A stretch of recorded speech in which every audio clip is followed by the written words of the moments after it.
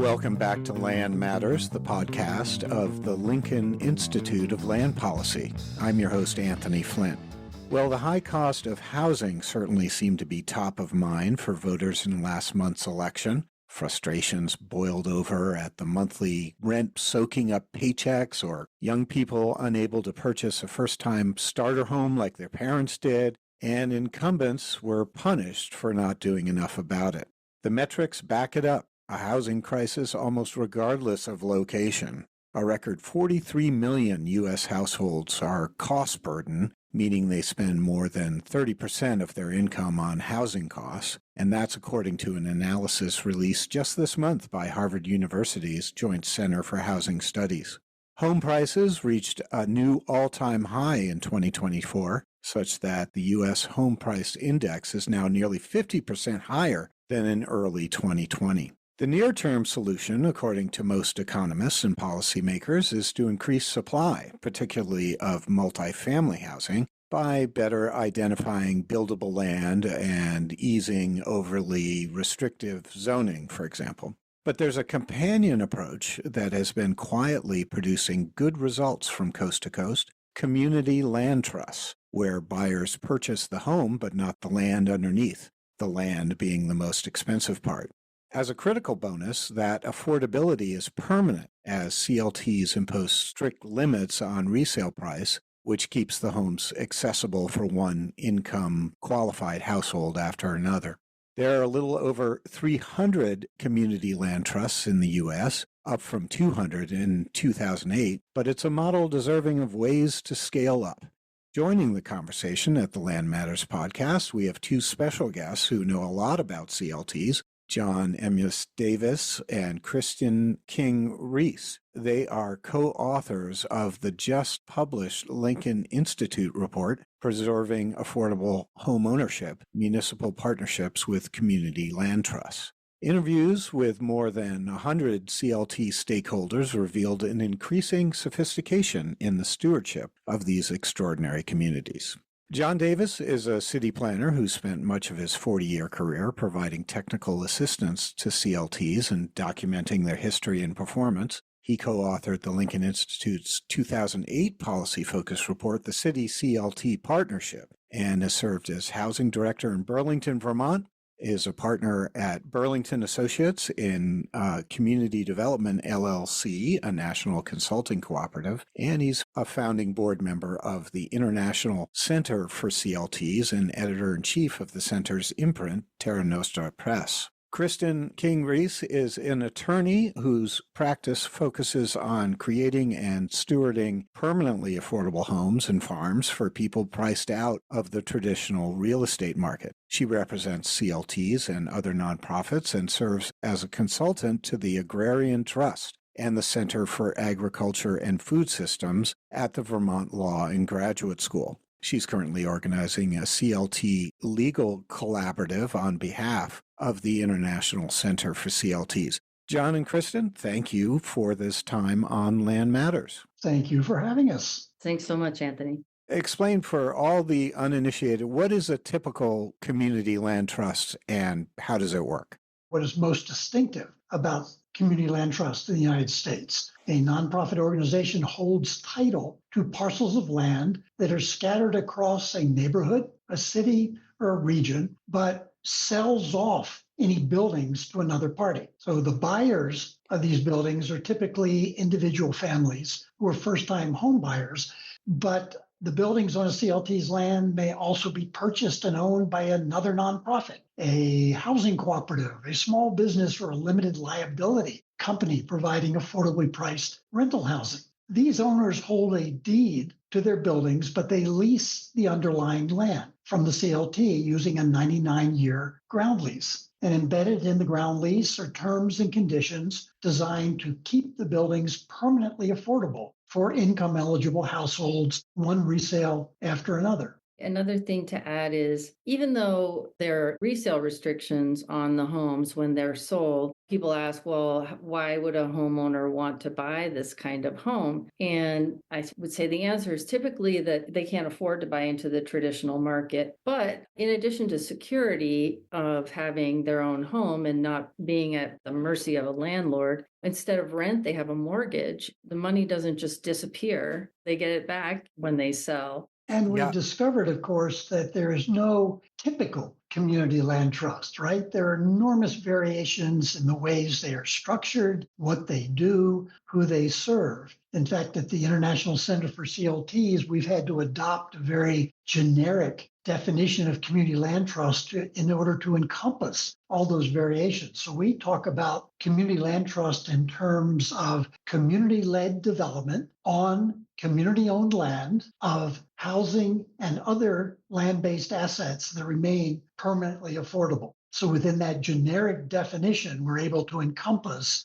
a lot of structures, a lot of organizations across a lot of different countries. Right. It's a very basic legal model, the community land trust model, but it can be used not only for homes and farms, but also for commercial spaces and community gardens, historic preservation sites. So it's a way of taking the land out of the speculative market and preserving it for the community in perpetuity. Just a quick note, most of the CLTs that you've been looking at are home ownership opportunities, but people can also rent in CLTs. Is that correct? That's correct. I mean, as John had said earlier, not only can individuals buy the buildings or the improvements, as we call them, on the land, but nonprofits can do that as well. So a nonprofit can purchase a multifamily building and then use it for rental. Yeah, I think one of the important findings of the report that the Lincoln Institute just published is how varied the portfolios of the country's CLTs have become. Of the 115 CLTs that we interviewed or surveyed in our report, certainly owner-occupied housing remains the principal activity, whether in single-family houses, duplexes, townhouses, condominiums, cooperatives.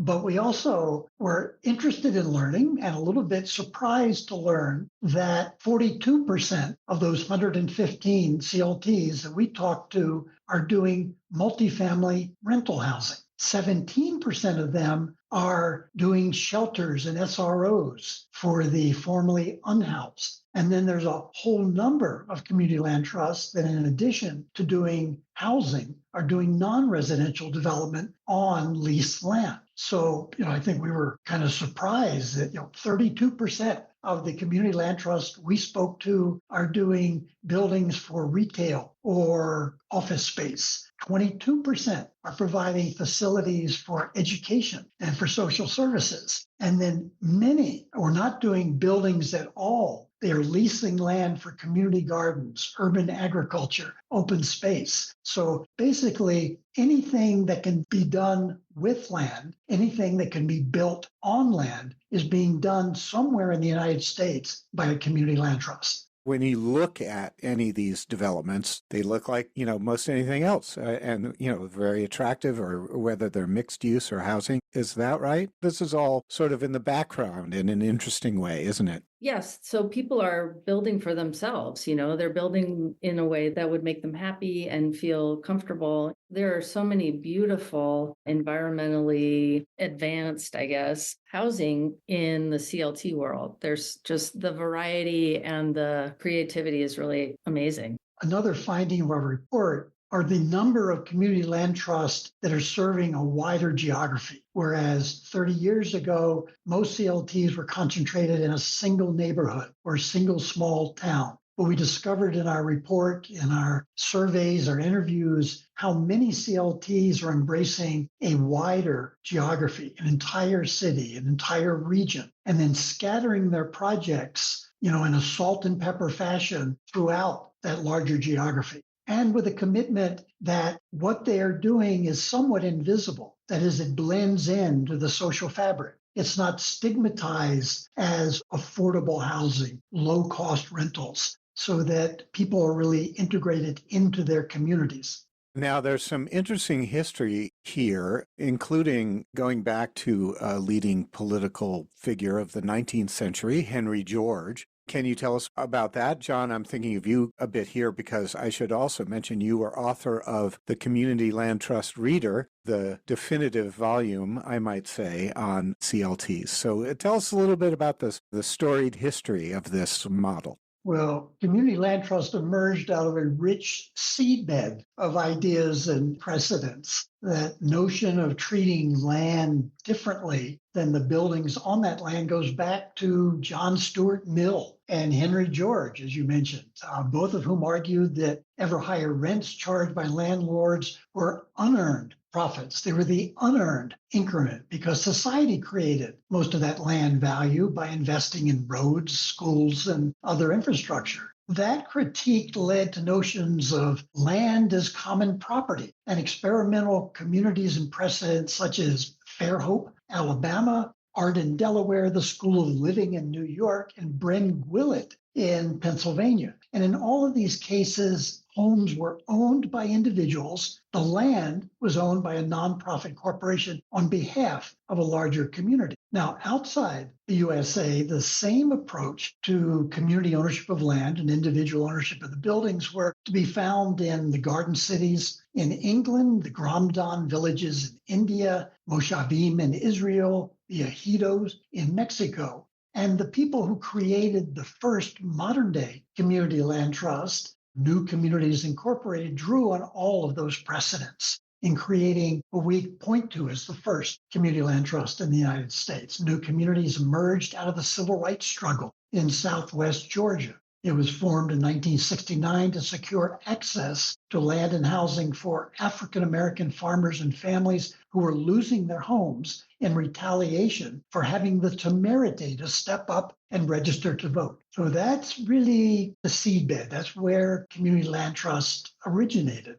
Because our report that was just published by Lincoln focuses on municipal support for community land trust and municipal partnerships with community land trust, I should probably also point to Burlington, Vermont, where I live, which was the first municipal government to take the initiative in sponsoring a CLT. This happened in 1984 when Bernie Sanders was the mayor. Since then, as our report found, an increasing number of cities in both red and blue states have become actively involved in starting, planning, and staffing new community land trusts. You cite a few examples of how CLTs have been established after disasters, including climate disasters, which look like they're going to be increasingly common. Can you talk about CLTs sort of coming to the rescue in that context? The most recent example that I've come across is I met some folks from Lahaina, Hawaii, who after the fires realized that their community, and the generations that had lived on the land were at serious risk of losing everything and not being able to return to their land now that their homes had been destroyed, just because Hawaii is such a desirable location and there's so much outside money wanting to come in and purchase that land now for exorbitant amounts and develop on it. And what they're trying to do is stabilize the situation and make it possible that some of this land continues to serve the community. And they're raising lots of money and doing all kinds of great work. So I keep an eye out for them because I'm excited to see what they come up with. Also, in the wake of hurricanes and floods in Houston, in New Orleans, and particularly in Puerto Rico, community land trusts have stepped in to quickly try to rebuild, to recover neighborhoods that were devastated by natural disaster, and also to step in to prevent disaster capitalists from swooping in and snatching up sites that have been cleared of buildings by natural disaster. I think the thing to add is that most community land trusts, however, are focusing not only on recovery, but on prevention, right? Building infrastructure, houses that are better able to withstand the ravages caused by climate change, and trying to do their part to decarbonize the built environment with green buildings, super insulation, installing solar, adding electric vehicle charging stations. Because I think the longer time horizon of a CLT means that they have an incentive to build for the future. Community land trusts have been described as the developer that doesn't go away. They own the land. They stay in the deal. They are the permanent steward of the buildings on the land. So they do not have the typical build and bolt mentality of a private for-profit developer. They stay around. So there's an incentive then to over-invest, to over-improve, to withstand climate disasters, and to do their part to decarbonize their buildings. I was just in Bend, Oregon over the Thanksgiving holiday and visited Rooted Homes, and they are notable for their work in sustainable building zero energy homes. And these neighborhoods are beautiful. They're planted with native plantings. And what was really fun was one of the developments had bikes. They had a partnership with an organization that donated electric bikes to the neighborhood so that people could use those. People get excited about community land trusts and including other businesses in town, and they want to participate in that. Okay, so here's the big final question. What needs to happen so community land trusts can scale up even more? Well, we highlight 4 needs of community land trusts for growth and development, and in particular, 4 ways that governments below the federal level have been helping community land trusts to proliferate and to prosper. Donations and discounts of land, grants and low interest loans to reduce the price of the housing on the land, regulatory incentives and concessions, including inclusionary zoning, and equitable property taxes. So those 4, I think, are the principal needs for CLTs to go to scale: land, equity, regulatory support, and fair taxation. And what we discovered in our report, what we documented in our report, are the numbers of cities, counties, and states that are stepping up to provide those essential resources. One of the tools that the government can use to help, local government in particular, but state legislation also, has to do with taxes, how the land and the homes are taxed. And community land trusts pride themselves on being good neighbors. And so they want to pay their fair share of taxes. They're not saying we're just going to put ourselves at the mercy of the community and everyone else has to pay for us. What they are saying is, look, since the land has been taken out of the market, there really is no land value to be taxed. And then in terms of the homes or the improvements on top of the land that are owned by individuals, yes, those should be taxed, absolutely. But the homeowners should be paying based on the value of their homes, not on the market value of the homes. So the resale value that is restricted, that should be the basis for taxing somebody's home. Here's hoping this very promising model can get even more traction in the future. John Davis and Kristen King-Reese, thank you for this great conversation about community land trusts. Thank you, Anthony. Thanks, Anthony. Well, our report is easy to find and download for free. Just go to the Lincoln Institute website, and that's lincolninst.edu. While you're there, scroll to the bottom and join our mailing list to get periodic updates on our work. Also on social media, the handle is @LandPolicy. Finally, don't forget to rate, share, and subscribe to the Land Matters podcast. For now, I'm Anthony Flint, signing off until next time. Happy holidays, everyone.